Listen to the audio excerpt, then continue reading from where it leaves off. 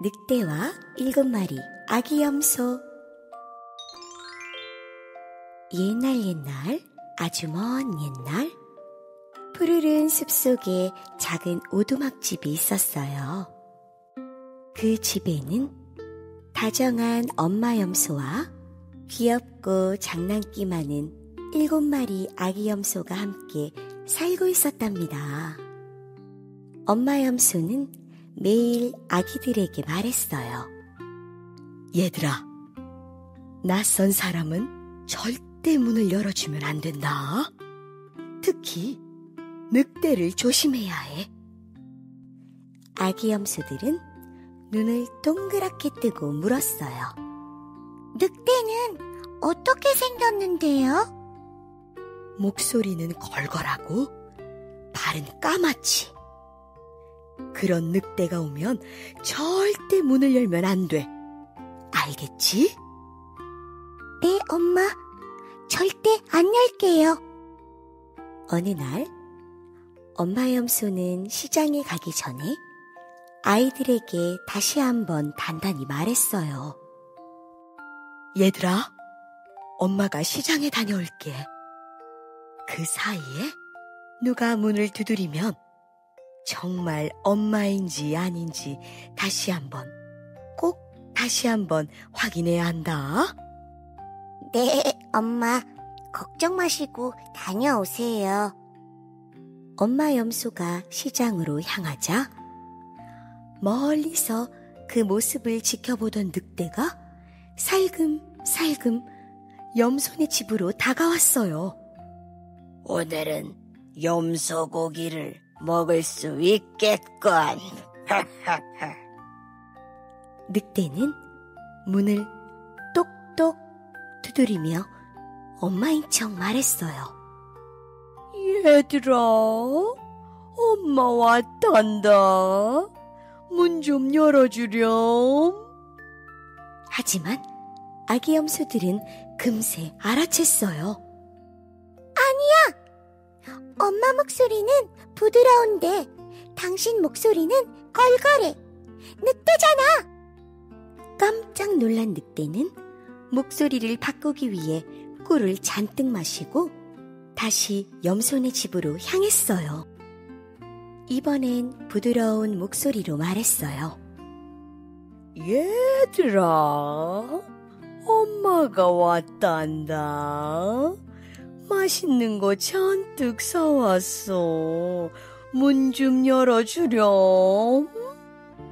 목소리는 엄마 같았지만 다시 한번 확인하라는 엄마의 말이 떠올랐어요. 그래서 첫째 염소가 말했어요.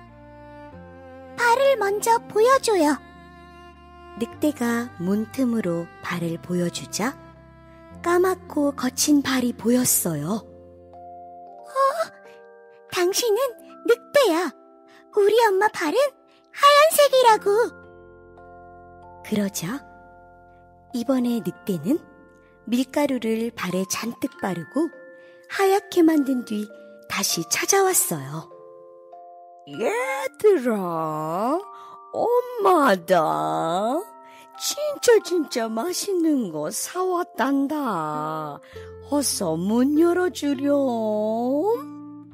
이번엔 목소리도 부드럽고 발도 하얗게 보여서 막내 염소는 정말 엄마인 줄 알고 덜컥 문을 열어버렸어요. 문이 열리자마자 늑대는 으악! 하고 집 안으로 뛰어들었어요. 아기 염소들은 놀라서 이리저리 도망쳤어요. 침대 밑, 옷장 안, 식탁 아래. 하지만 6마리는 늑대한테 잡아먹히고 말았어요. 오직 막내 염소만은 커다란 자명종 시계 속에 쏙 들어가 숨어 있었답니다. 잠시 뒤 엄마 염소가 시장에서 돌아왔어요. 집안이 엉망이 된 걸 보고 깜짝 놀랐죠. 얘들아, 다 어디 있니? 그때 시계 속에서 작은 목소리가 들려왔어요. 엄마, 저예요. 막내 염소가 나와서 모든 일을 이야기해 주었어요. 엄마 염소는 막내 염소와 함께 늑대를 찾으러 조용히 숲으로 향했어요. 얼마 지나지 않아 나무 그늘 아래에서 쿨쿨 잠든 늑대를 발견했어요. 늑대의 배가 꿀렁꿀렁 움직이고 있었어요. 마치 아기 염소들이 뱃속에서 구해달라고 말하는 것 같았죠. 엄마 염소는 조심조심 다가가 늑대의 배를 살짝 갈랐어요. 그러자 안에서 엄마다! 아, 너무 무서웠어요. 6마리 아기 염소들이 하나둘씩 나왔어요. 다행히도 아무도 다치지 않았어요.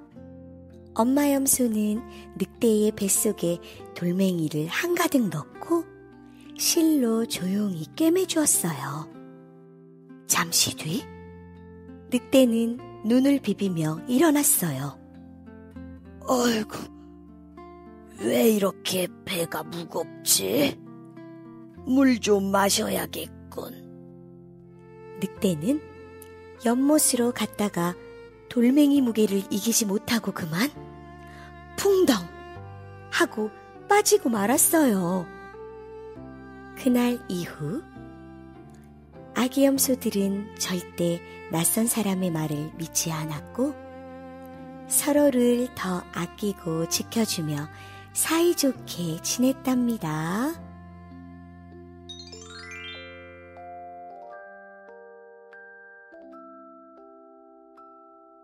벌거벗은 임금님. 옛날 어느 나라에 옷을 누구보다 사랑하는 임금님이 살고 있었어요. 이 임금님은 백성들과 나라의 걱정보다 더 자주 하는 걱정이 있었어요. 그건 바로 때마다 어떤 옷을 입을지에 대한 고민이었죠. 아침엔 뭘 입을지, 점심엔 어떤 옷을 입을지.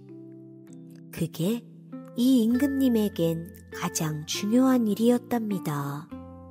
임금님은 매일 거울 앞에서 하루를 시작하고 반짝이는 왕관에 화려한 비단옷과 멋들어진 신발을 신는 걸 제일 좋아했어요.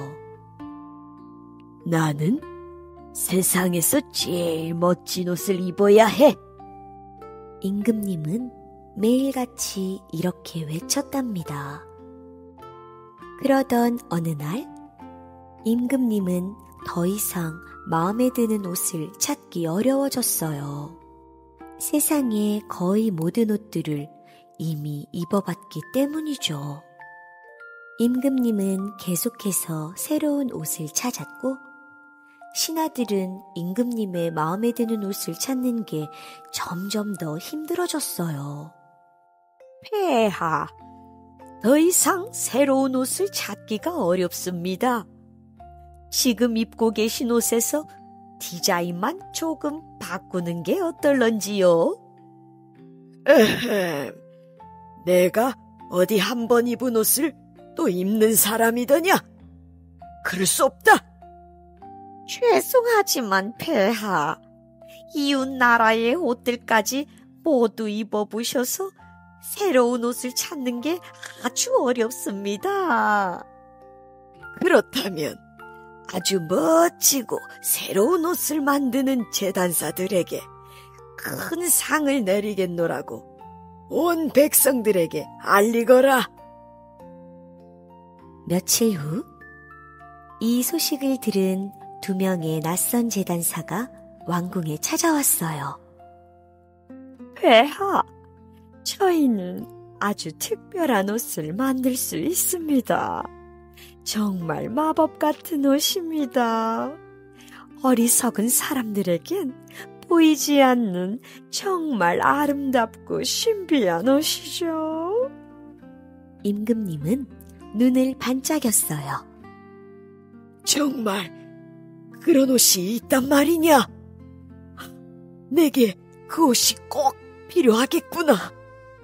내 신하들이 똑똑한지 아닌지도 알 수 있겠군. 그래서 임금님은 두 제단사에게 금실과 비단을 한가득 주며 말했어요. 어서 그 마법 같은 멋진 옷을 만들어 보게나. 하지만 사실 그 제단사들은 거짓말쟁이였어요. 그들은 실제로는 옷을 만들지 않고 빈 배틀 앞에서 손만 움직이고 있었죠. 얼마 뒤 임금님은 신하 한 명을 보냈어요. 가서 옷이 잘 만들어지고 있는지 확인해 보게. 신하는 작업장을 들여다보았어요. 그런데 아무것도 보이지 않았어요. 하지만 신하는 속으로 생각했죠.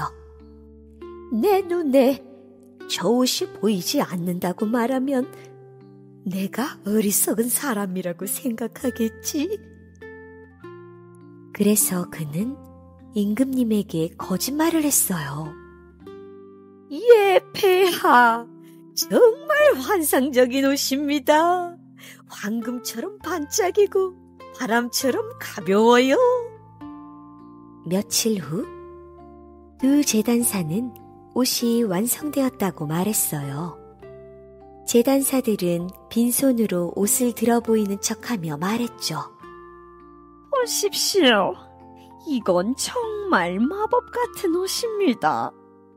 세상에서 가장 멋지고 귀한 옷이죠. 임금님도 눈을 크게 떴지만 마법 같은 옷은 어디에도 보이지 않았어요. 하지만 임금님도 보이지 않는다고 말하면 어리석은 임금이라고 백성들에게 무시당할 것 같았어요. 정말 아주 훌륭하군. 임금님도 어느 신하들과 마찬가지로 바보 취급을 받기 싫어 옷이 보인다고 거짓말을 했어요. 그래서 임금님은 그 보이지 않는 옷을 입는 척하며 거리로 행진을 나갔어요.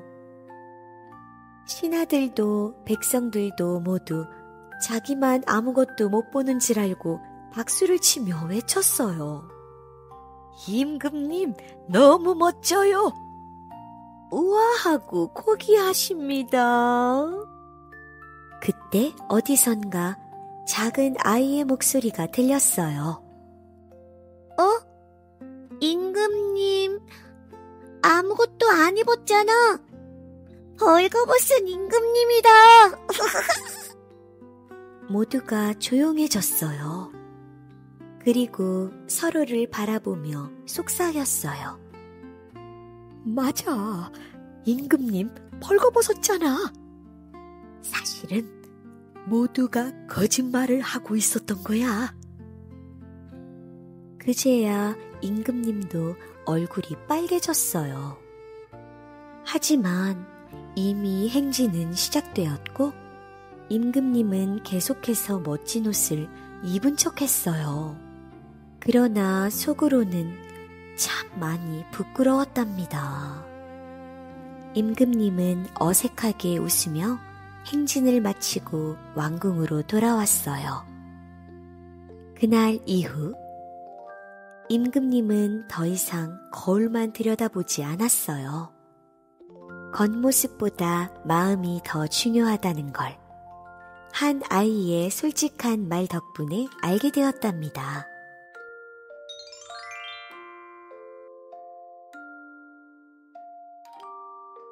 완두콩 위에 잠든 공주. 옛날 어느 나라에 마음씨 착하고 따뜻한 왕자님이 살고 있었어요. 왕자님은 결혼을 하고 싶었지만 마음에 쏙 드는 공주를 찾기가 너무 어려웠죠. 겉모습이 아무리 화려해도 진심이 없으면 금세 티가 나는걸. 왕자님은 겉모습보다 속마음이 진실하고 따뜻한 사람을 만나고 싶었어요. 그래서 이 나라 저 나라를 다니며 많은 공주들을 만나봤지만 왕자님의 마음을 꼭 닮은 사람은 아직 어디에도 없었답니다. 어느 날 밤이었어요. 하늘엔 시커먼 구름이 몰려오고 비바람이 세차게 몰아치고 있었죠. 우르르 쾅쾅 천둥 소리에 성문도 덜컥덜컥 흔들릴 만큼 거셌어요. 그때였어요. 성문을 똑똑 하고 두드리는 아주 작은 소리가 들려왔어요. 실례합니다. 혹시 하룻밤만 머물 수 있을까요? 문을 열자 머리부터 발끝까지 빗물에 흠뻑 젖은 한 소녀가 서 있었어요. 눈에 물방울이 뚝뚝. 옷도 다 젖어 추워 보였지만 눈빛만은 아주 맑고 초롱초롱했답니다. 왕비님은 따뜻하게 웃으며 말했어요. 어서 오렴. 이 밤에 얼마나 무서웠을까. 몸부터 녹이고 따뜻한 차도 마시자꾸나. 왕비님은 하녀를 불러 조용히 말했어요. 이 아이가 우리 왕자가 찾는 진짜 공주일지도 모르니 아무도 모르게 시험해보자꾸나. 이불을 20장 깔고 맨 아래에는 작은 완두콩 하나를 넣어주렴. 하녀는 눈을 동그랗게 뜨며 속으로 중얼거렸어요. 이불이 그렇게 많은데 콩 하나가 느껴질 리가 있을까? 그래도 왕비님의 말대로 포근한 깃털이불을 1장, 2장, 20장까지 차곡차곡 깔고 맨 아래 작은 녹색 완두콩 하나를 조심스레 넣었어요. 하녀는 이불이 20장이 깔린 침대가 있는 방으로 소녀를 안내했고 소녀는 고개를 숙이며 정말 감사합니다 라고 작게 인사를 한 뒤 조심스럽게 침대에 올라 몸을 뉘었어요. 소녀는 따뜻한 이불이 포근해서 좋았지만 어딘가 모르게 등이 조금씩 베기고 불편했어요. 그래도 소녀는 참고 조용히 잠을 청했답니다. 다음 날 아침 햇살이 성 안을 따뜻하게 비췄을 때 왕비님은 소녀에게 조심스레 물었어요. 얘야, 어젯밤은 잘 잤니? 소녀는 잠시 고민하다가 살짝 머뭇거리며 말했어요. 네, 너무 감사했어요. 따뜻하게 맞아주셔서 정말 감사합니다. 그런데 이상하게 침대가 좀 울퉁불퉁했던 것 같아요. 등이 아파서 자꾸 뒤척이게 되더라고요. 그러다 소녀는 급히 덧붙였어요. 이런 말씀 드리는 게 실례일까봐 망설였지만 거짓말을 하는 건 더 예의가 아닐 것 같아서요. 그 말을 들은 왕비님은 조용히 미소 지었어요. 그래, 진짜 공주는 모든 걸 괜찮아요 하고 말하는 사람이 아니라 작은 불편함도 솔직하게 말할 수 있는 용기를 가진 아이지. 왕비님은 이 이야기를 왕자님에게 들려주었고 왕자님도 고개를 끄덕이며 말했어요. 맞아요, 어머니. 제가 찾던 사람은 바로 이런 마음을 가진 사람이에요. 그 뒤로 왕자님과 소녀는 오랜 시간 함께 이야기를 나누었어요. 소녀는 책 읽는 걸 좋아했고 작은 동물에게도 인사를 건네는 아주 다정하고 따뜻한 마음을 가진 아이였답니다. 이런 점들이 왕자님의 마음을 더 설레게 했어요. 얼마 지나지 않아 왕자님과 소녀는 사랑에 빠지게 되었고 따뜻한 축복 속에서 결혼을 하게 되었어요. 그리고 그날 이후 이불 20장 밑에 깔려있던 그 완두콩 하나는 유리상자에 담겨 왕궁의 한 전시실에 보관되었답니다. 사람들은 그것을 볼 때마다 진짜 공주는 콩 하나를 느낄 수 있는 예민함이 아니라 그것을 솔직하게 말할 줄 아는 진심과 용기를 가진 사람이라고 이야기한답니다.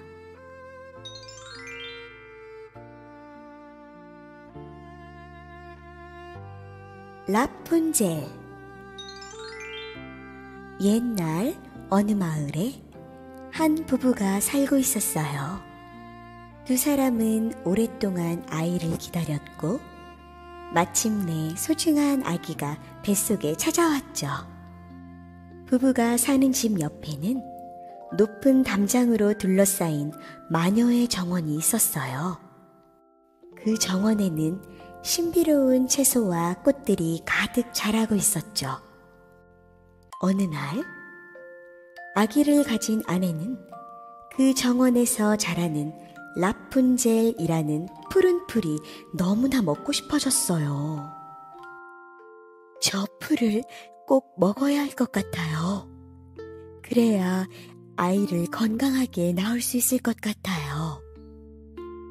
걱정이 된 남편은 밤이 되자 몰래 정원에 들어가 라푼젤을 따왔어요. 아내는 그것을 먹고 건강을 되찾았죠. 그런데 그 맛이 너무 좋아 계속 더 먹고 싶어졌어요. 남편이 다시 정원에 들어갔을 때 이번엔 마녀에게 들키고 말았어요. 마녀는 무섭게 말했죠. 내 정원에서 내 풀을 몰래 훔치다니 벌을 받아야겠구나.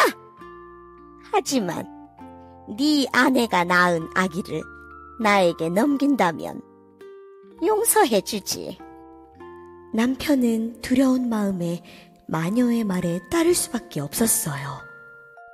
그렇게 태어난 아기는 아주 아름다운 여자아이였어요.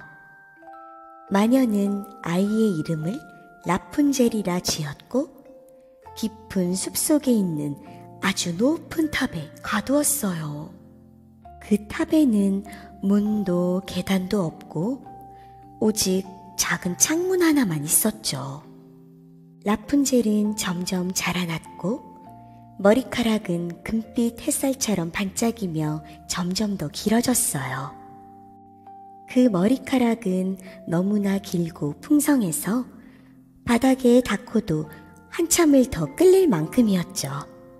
꼼짝할 수 없는 높은 탑 안에서 라푼젤은 매일 창밖을 바라보며 노래를 불렀어요.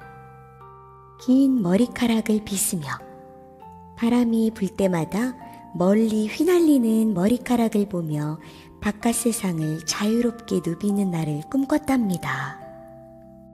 마녀는 라푼젤의 머리카락을 이용해 탑을 오르내렸어요. 라푼젤, 라푼젤, 네 머리카락을 내려다오. 그러면 라푼젤은 긴 머리카락을 창밖으로 내려들었고 마녀는 그것을 타고 탑을 오르내렸죠. 어느 날 근처를 지나던 한 왕자가 라푼젤의 노랫소리를 듣게 되었어요.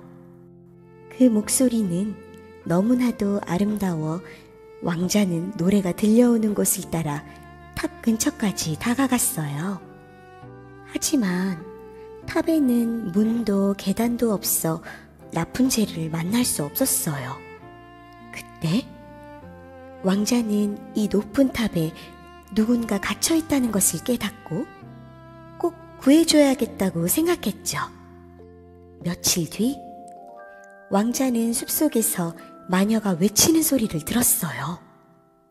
라푼젤! 라푼젤! 네 머리카락을 내려다오.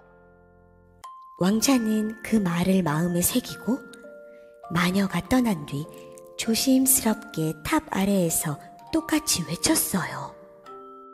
라푼젤, 라푼젤, 네 머리카락을 내려다오.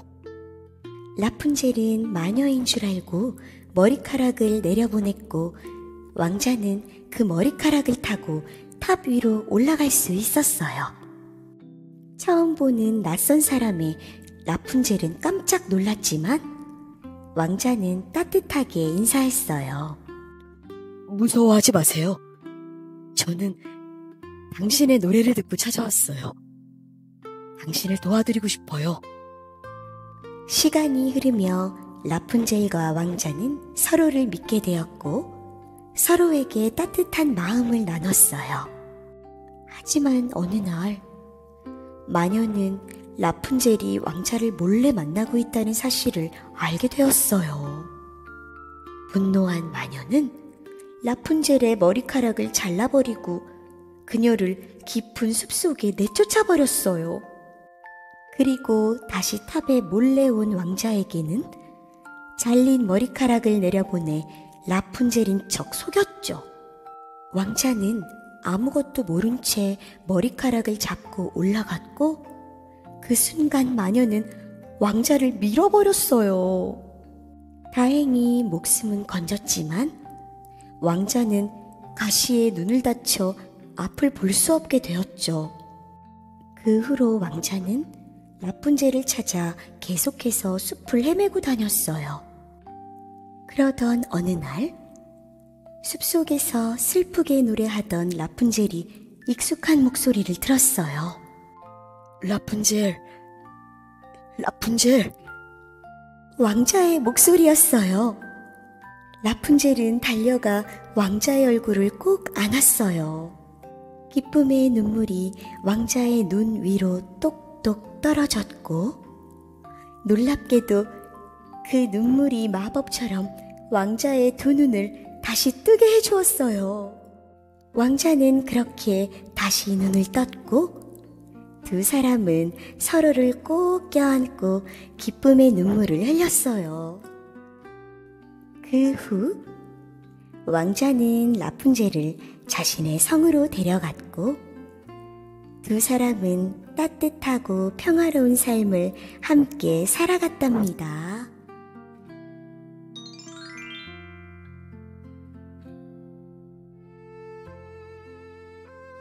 시골쥐와 도시쥐.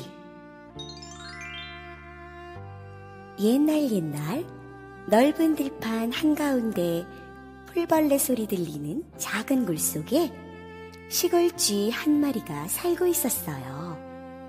시골쥐는 매일 아침 햇살 아래에서 콩과 보리를 먹고 저녁이면 풀밭 위를 달리며 노는 걸 좋아했어요. 그렇게 조용하고 평화로운 하루하루가 시골쥐에겐 행복이었답니다.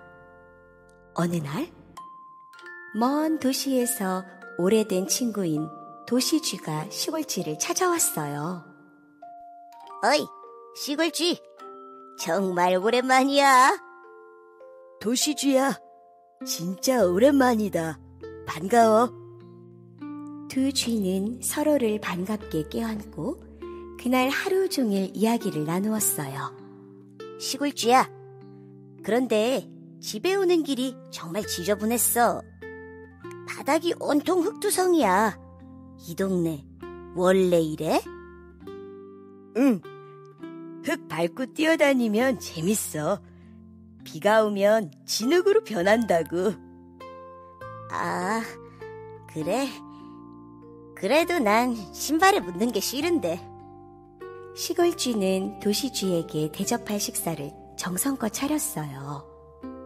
볶은 보리, 말린 콩, 호두 껍질, 그리고 포슬포슬 감자도 있었죠. 하지만 도시쥐는 입을 삑쭉 내밀며 말했어요. 시골쥐야, 그런데 치즈 없어? 이거 치즈랑 고기랑 같이 먹어야 더 맛있겠는걸? 치즈랑 고기? 없는데. 아, 너는 이런 것만 먹고 사는구나. 도시에 오면 정말 맛있는 음식들이 많아. 치즈, 빵, 케이크, 고기까지. 너 진짜 제대로 된 음식을 못 먹어봤구나. 시골쥐는 머쓱하게 웃으며 대답했어요. 그래도 난 이 음식이 익숙하고 좋아. 이 조용한 시골도, 바람 부는 들판도 전부 다. 그러자 도시쥐는 윙크를 하며 말했어요. 그래도 한 번쯤 도시의 멋진 생활을 경험해보는 건 어때? 내가 구경시켜줄게. 시골쥐는 살짝 망설이다가 도시쥐를 따라 도시로 가보기로 했어요. 기차를 타고 자동차 소리 들리는 도시로 도착하자 높은 건물들, 반짝이는 불빛들, 화려한 간판들이 눈앞에 펼쳐졌어요. 우와, 정말 크고 북적거리네. 시골쥐와 도시쥐가 집에 걸어가는 순간 시골쥐야, 조심해!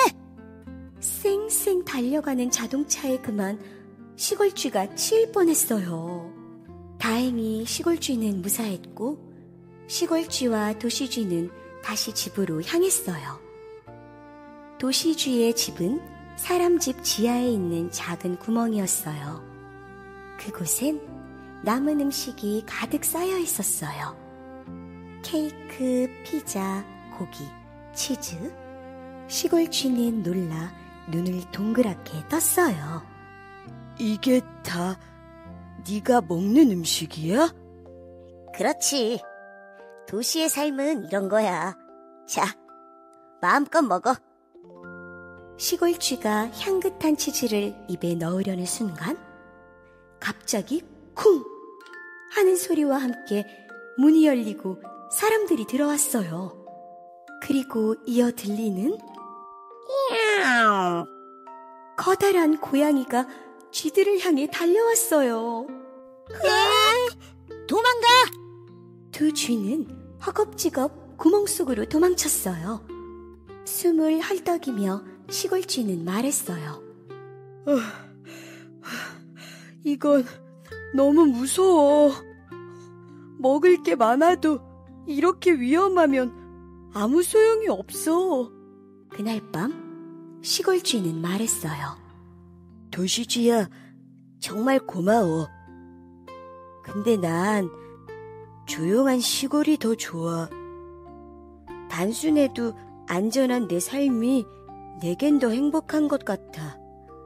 도시쥐는 고개를 끄덕였어요.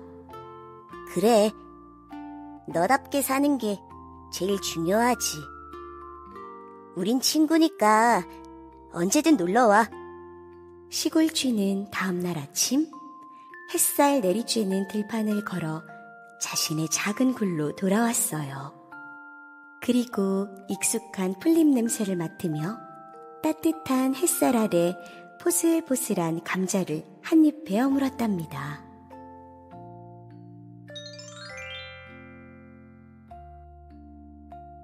토끼와 거북이. 푸른 숲속 햇살이 반짝이는 초원에 귀가 쫑긋한 하얀 토끼가 살고 있었어요. 토끼는 반짝이는 붉은 눈에 솜털 같은 꼬리를 가진 아주 귀여운 친구였지만 자기가 얼마나 빠른지 늘 자랑만 하고 다니는 잘난 척 대장이었답니다. 나처럼 빠른 동물은 없지. 한 번 펄쩍 뛰면 5걸음은 훌쩍. 토끼는 혼잣말처럼 또 누가 들으라는 듯이 말하곤 했어요. 어느 날 잔디밭을 느릿느릿 기어가던 거북이가 있었어요. 거북이는 단단한 초록 등껍질에 짧은 다리로 또박또박 걷는 아주 조용한 친구였어요. 늘 천천히 움직이지만 언제나 자신만의 속도로 멈추지 않고 앞으로 나아갔죠. 토끼는 거북이를 보자마자 피식 웃으며 말했어요. 어이, 거북이! 너처럼 느린 녀석도 숲속에 살 수 있구나. 혹시 어디까지 가는데 하루 종일 걸리는 건 아니지? 거북이는 느릿느릿 고개를 들고 조용히 웃으며 말했어요. 그래도 꾸준히 가면 언젠가는 꼭 도착하니까 속도가 중요한 게 아니야. 방향이 중요한 거지. 토끼는 깔깔 웃으며 놀리듯 말했어요. 그 느린 다리로 어딜 도착이나 할 수 있을까? 그럼 나랑 달리기 시합이라도 해볼래? 네가 이기면 내가 널 빠른 거북이님이라고 부를게.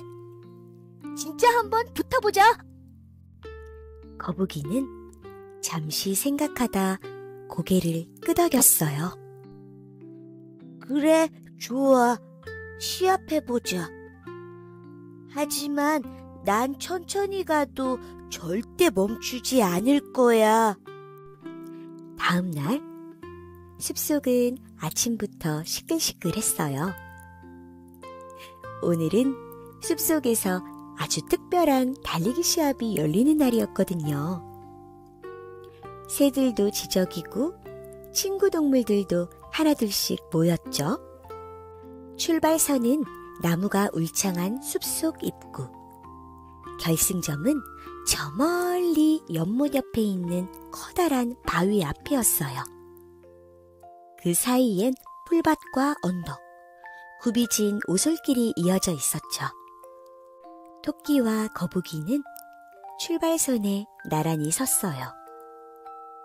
숲 친구들은 양옆에 줄을 서서 응원했어요. 그리고 작은 다람쥐 심판이 외쳤어요. 하나, 둘, 셋, 출발! 펑! 신호가 떨어지자마자 토끼는 번개처럼 쏜살같이 뛰어갔어요. 역시 난 빠르지. 토끼는 풀밭도 언덕도 나무 사이도 펄쩍펄쩍 뛰며 앞질러 갔어요. 자, 천천히 가도 괜찮아. 멈추지 않는 게 중요해. 거북이는 조용히 그리고 착착 한 걸음씩 나아갔어요. 한참을 달리던 토끼는 중간쯤 있는 느티나무 앞에 멈춰 섰어요. 뒤를 돌아본 토끼는 거북이가 아직 언덕도 넘지 못한 걸 보고는 킥킥 웃었죠. 저 느림보는 아직도 저기야? 이 정도면 점심 먹고 낮잠을 자도 이기겠는걸? 토끼는 느티나무 그늘 아래 부드러운 풀잎 위에 누워서 눈을 감았어요. 졸려. 진짜 조금만 자야겠다. 하지만 토끼는 쿨쿨 스르르 깊은 잠에 빠지고 말았어요. 그 사이 거북이는 조용히 묵묵히 걸어왔어요. 언덕을 넘고 오솔길을 지나 어느덧 토끼가 자고 있는 나무 앞까지 왔어요. 거북이는 토끼를 보며 살짝 웃었어요. 진짜 편하게 자고 있잖아. 나도 조금 쉬고 싶기는 한데. 아니야, 끝까지 가보자. 그리고 거북이는 다시 착착 결승선을 향해 걸어갔어요. 햇빛 아래 땀방울이 반짝였지만 거북이는 포기하지 않았어요. 결국 연못 옆 커다란 바위 앞에 도착한 거북이는 마지막 한 걸음을 디뎠어요. 우와, 드디어 도착했어. 잠시 뒤 숲속에 우와, 거북이다 하는 동물 친구들의 환호 소리가 울려 퍼졌어요. 그 소리에 토끼는 깜짝 놀라 눈을 번쩍 뜨며 일어났어요. 뭐지? 지금 무슨 소리지? 설마? 토끼는 허둥지둥 일어나 결승점을 향해 전속력으로 달려갔어요. 하지만 결승선 앞에는 이미 거북이가 땀을 뻘뻘 흘리며 앉아 있었어요. 거북이가 벌써 도착했다고? 진짜로? 토끼는 눈이 휘둥그레졌고 귀는 축 늘어졌어요. 이럴 수가, 내가 낮잠만 안 잤어도. 주위의 동물 친구들이 거북이를 향해 박수를 치자 토끼는 부끄러워하면서도 웃으며 거북이에게 다가갔어요. 약속은 약속이지. 거북이, 아니, 빠른 거북이님. 정말 대단했어. 축하해. 그러자 거북이는 미소 지으며 말했어요. 고마워. 천천히 가도 괜찮아. 포기하지 않으면 도착하니까. 토끼는 고개를 끄덕이며 말했어요. 이번엔 내가 졌지만 다음에는 꼭 이길 거야. 하지만 이번엔 진심으로 축하해. 정말 고마워. 이렇게 해서 오늘 시합에서 이긴 건 바로 거북이였답니다. 빠르다고 해서 꼭 이기는 건 아니에요. 꾸준함과 포기하지 않는 마음. 그게 진짜 힘이랍니다.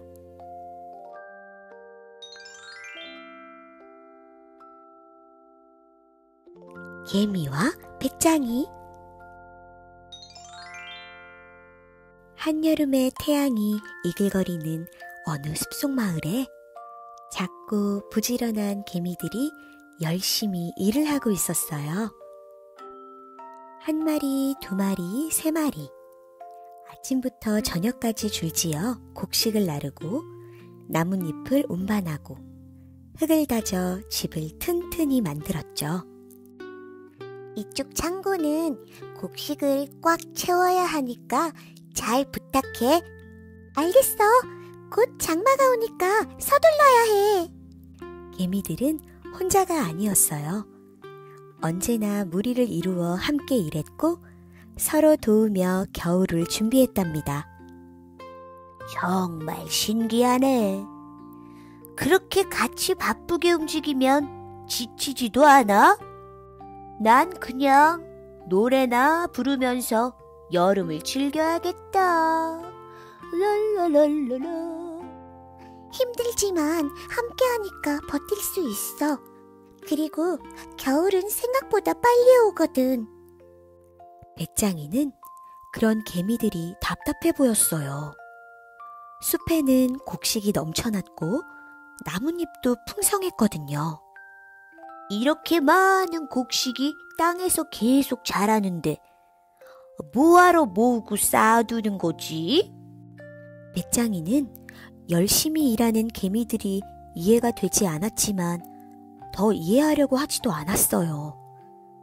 그저 편하게 누워 노래만 불러댔죠. 오늘만큼은 나도 나무 그늘 밑에서 쉬고 싶다. 잠깐만 누워도 될까? 아니야. 추운 겨울을 위해서 조금이라도 더 곡식을 모아야 해. 개미는 쉬고 싶은 마음을 꾹 눌러가며 열심히 일했어요. 무더위에 숨이 차도 등에 진 곡식이 무거워도 절대 포기하지 않았어요. 시간은 흘러 푸른 숲은 점점 노랗게 물들었고 어느새 시원한 바람이 나뭇잎을 흔들었어요. 가을 공기 좋다. 아직도 이렇게나 먹을 게 많은데 대체 왜 개미들은 저렇게까지 일만 하는 거야? 그렇게 생각하던 어느 날 드디어 첫눈이 내리기 시작했어요. 눈밭은 금세 거세졌고 숲은 하얗게 덮여갔죠. 그리고 땅은 단단히 얼어붙었고 곡식이 자라던 풀밭은 눈 속에 잠겨버렸어요. 배짱이는 아무리 돌아다녀도 한 톨의 씨앗조차 찾을 수 없었어요. 추워. 아무것도 안 보이잖아. 땅도 너무 딱딱하고 배고파. 그제서야 배짱이는 깨달았어요. 개미들이 옳았다는 걸 말이에요. 추위에 덜덜 떨며 곡식을 찾아 숲속을 헤매던 배짱이는 개미들의 집에서 따뜻한 연기가 피어오르는 걸 발견했어요. 창밖에서 바라본 개미들의 모습은 따뜻하고 평화로워 보였어요. 개미야, 나 좀 도와줘. 배짱이가 간절하게 말했어요. 들어와. 많이 춥지? 따뜻한 스프를 끓였으니까 우리 같이 먹자. 개미가 걱정하며 말했어요. 정말 고마워. 난 그냥 아무 생각 없이 살았던 것 같아. 배짱아, 이 겨울이 지나면 다시 봄이 오고 여름이 와. 그때 노래 부르는 것도 좋지만 이번엔 겨울 준비도 같이 하면 더 좋을 거야. 응, 내년엔 꼭 그래 볼게. 그리고 너희들이 함께 일하는 걸 보면서 많이 배웠어.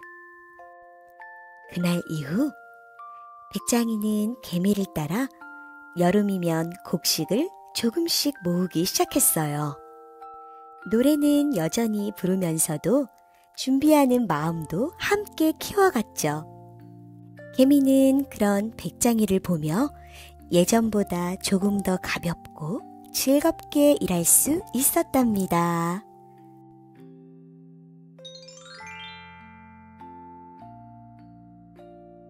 여우와 포도. 어느 화창한 여름날 햇살이 나뭇잎 사이로 반짝이며 내려오고 시원한 바람이 나무 사이를 살랑살랑 지나가고 있었어요.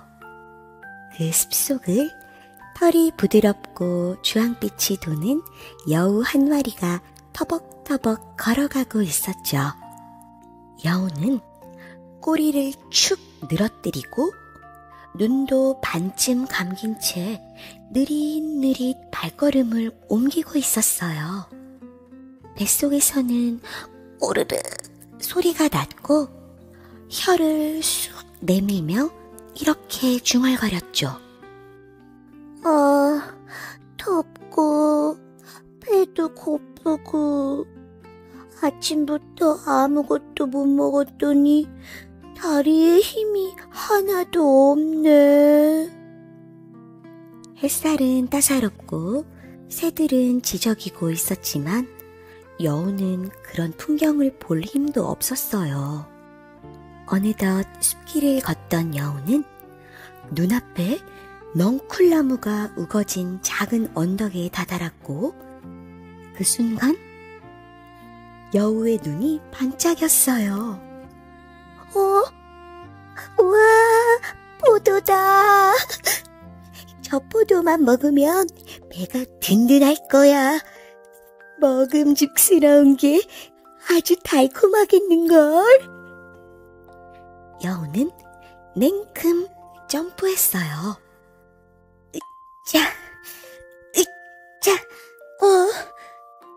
하지만 포도는 너무 높이 달려 있었어요. 너무 높아. 여우는 다시 한번 도전했어요.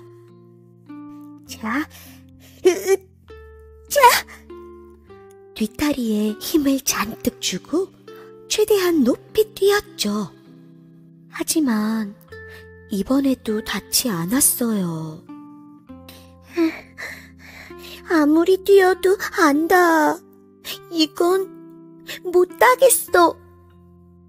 여우는 포도를 올려다보며 불만 가득한 말투로 말했어요. 저 포도는 분명 시고 맛없을 거야. 괜히 먹었다가 아픈 이로 상처만 나겠네. 그리고는 뒤돌아서 휙 가버렸어요. 탐스러운 포도들을 뒤로 한 채 말이죠. 하지만 정말로 포도가 맛없었을까요? 아니요. 그건 여우가 손이 닿지 않으니까 애써 포기하며 자기 위안을 하기 위한 말이었어요. 이 이야기에서 여우는 자신이 얻지 못한 것을 나쁘다고 말하며 스스로를 위로했어요. 때로는 우리도 무언가를 시도하다가 실패했을 때 그거 별로였어 라고 말할 때가 있어요. 하지만 가장 중요한 건 실패를 두려워하지 않고 다시 도전하는 용기랍니다.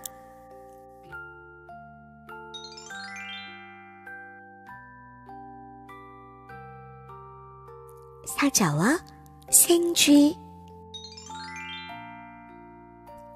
옛날 푸르고 조용한 숲속에 모든 동물들이 평화롭게 살아가고 있었어요. 햇살이 나뭇잎 사이로 스며들고 바람은 솔솔 불어와 새들의 노래와 어우러졌죠. 그 숲엔 거대한 사자 한 마리와 아주 작고 소심한 생쥐 한 마리가 함께 살고 있었답니다. 사자는 이 숲의 왕이었어요. 힘도 세고 포효 소리만으로도 다른 동물들이 벌벌 떨었죠. 그리고 오늘도 사자는 큰 나무 그늘 아래에서 낮잠을 즐기고 있었어요. 그런데 그때 배고픈 생쥐 한 마리가 먹이를 찾으러 나왔다가 그만 사자의 커다란 꼬리를 밟고 말았어요. 이게 뭐야? 누가 감히 나의 휴식을 방해하는 거지? 깜짝 놀란 생쥐는 사자의 몸 위로 굴러 떨어졌고 심장은 두근두근, 다리는 덜덜 떨렸어요. 죄송해요. 일부러 그런 건 아니에요. 제발 살려주세요. 이런 꼬마 녀석이 감히 내 몸 위로 기어오르다니.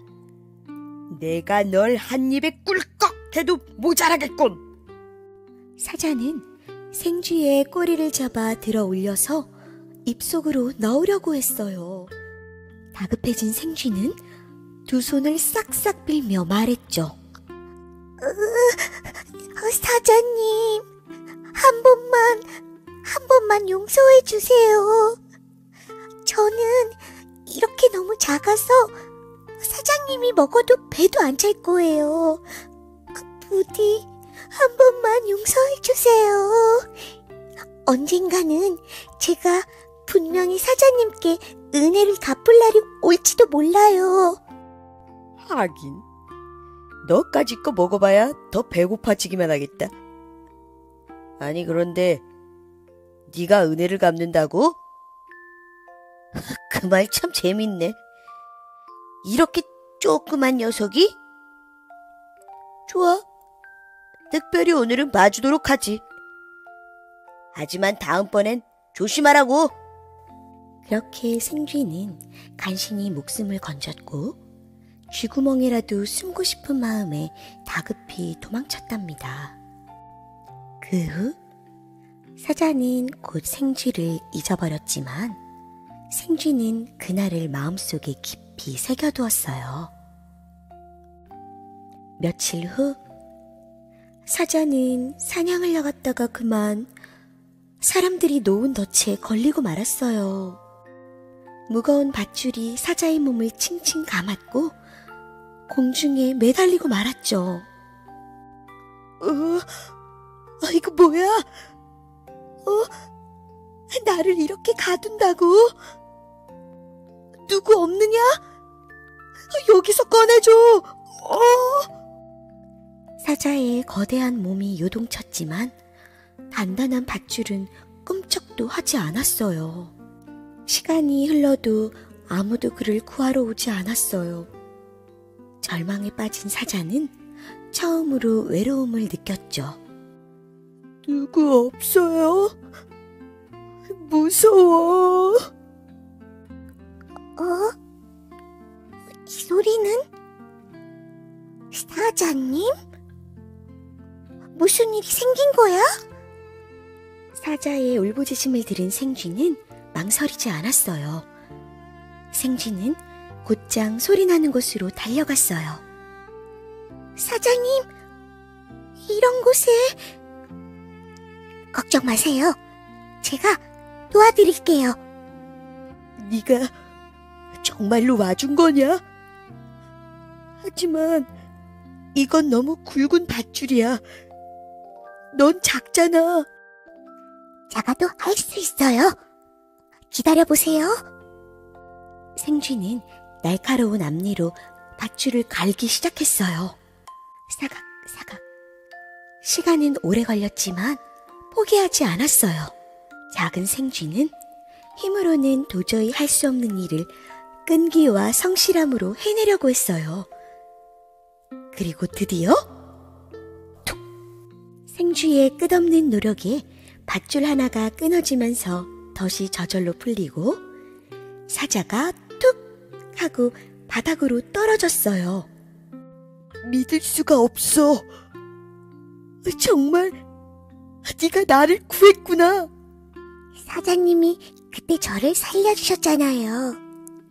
이번엔 제가 은혜를 갚은 거예요. 그날 이후로 사자는 더 이상 작고 약한 동물들을 무시하지 않았어요. 그리고 사자와 생쥐는 진심 어린 친구가 되어 숲속을 나란히 걷는 사이가 되었답니다.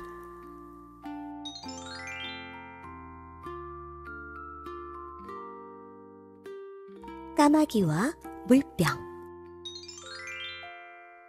한여름 들판에 뜨거운 태양이 하늘 한가운데 떠 있었어요. 바람은 뜨겁고 땅은 바삭바삭 말라 있었죠. 나무 그림자도 짧게 줄어들어 동물들은 모두 시원한 그늘을 찾아 숨었어요. 하지만 그늘을 아직 찾지 못한 까마귀 한 마리가 있었어요. 그 까마귀는 검고 반짝이는 깃털을 가진 아주 영리한 까마귀였어요. 햇빛에 반사된 깃털은 반짝였지만 그의 날갯짓은 점점 느려지고 있었어요. 까마귀는 헉헉거리며 지친 목소리로 혼잣말을 했죠. 어디 물 좀 마실 데 없을까? 까마귀는 목이 바싹 마른 채 들판을 이리저리 날아다녔어요. 잠시 후 한쪽 나무 아래에 놓인 낡은 물병 하나를 발견했어요. 병 안에는 물이 조금 남아있었어요. 까마귀는 날개를 퍼덕이며 기뻐했죠. 와, 물이다. 어서 마셔야지. 까마귀는 부리를 병 안으로 넣으려고 했지만 병의 입구는 너무 좁았고 물은 바닥에 가라앉아 있었어요. 부리가 안 닿아. 이대로는 절대 마실 수가 없어. 까마귀는 병을 기울여 보기도 하고 부리로 물병을 밀어보기도 했지만 물은 물병 바닥에서 찰박찰박 할 뿐 저절로 입속으로 들어오지는 않았어요. 까마귀는 지친 눈으로 물병을 바라보며 잠시 생각에 잠겼어요. 어떻게 하면 물을 쏟지 않고 내가 마실 수 있을까? 순간 까마귀에게서 번뜩이는 아이디어가 떠올랐어요. 근처에는 조그맣고 동그란 조약돌들이 바닥에 수북히 쌓여 있었죠. 그래, 돌을 넣으면 물이 올라오지 않을까? 까마귀는 하나씩 조심조심 돌멩이를 물병 안에 넣기 시작했어요. 톡톡. 조약돌이 쌓일수록 병 속의 물이 점점 올라왔어요. 결국 물병의 입구까지 물이 차올랐고 까마귀는 부리를 쏙 넣어 시원하게 물을 마실 수 있었답니다. 이야, 진짜 시원하다. 역시 사람은, 역시 까마귀는 머리를 써야 해. 까마귀는 시원한 물을 마신 뒤 몸을 한번 털고 푸드득 다시 날아올랐어요. 그리고 생각했죠. 처음엔 답답하고 힘들었지만 잠깐 멈춰서 생각해보기 잘했어. 물을 마신 까마귀는 들판에 부는 바람이 조금 더 시원해진 듯 느껴졌답니다.